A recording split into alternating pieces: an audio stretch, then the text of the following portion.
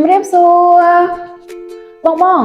ធ្លាប់ញ៉ាំនំខ្មែរនិងអាហារតាមផ្លូវហើយនៅចុះនំខ្មែរមួយណានិងអាហារតាមផ្លូវមួយណាដែលបងចូលចិត្តញ៉ាំជាងគេល្អថ្ងៃនេះពួកយើងនឹងមករៀនស្គាល់ឈ្មោះនំខ្មែរនិងអាហារតាមផ្លូវល្បីៗទាំងអស់គ្នាចាអញ្ចឹងនំខ្មែរមាននំគ្រក់នំគូឆាយនំអាកោ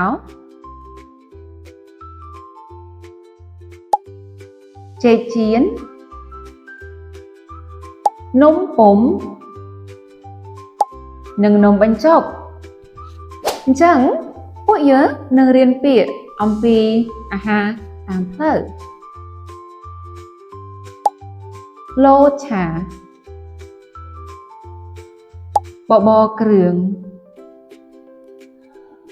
មីឆានិងសាច់គោអាំងអូយម្ហូបនេះឆ្ងាញ់មែនតើអញ្ចឹងបងអាចទិញ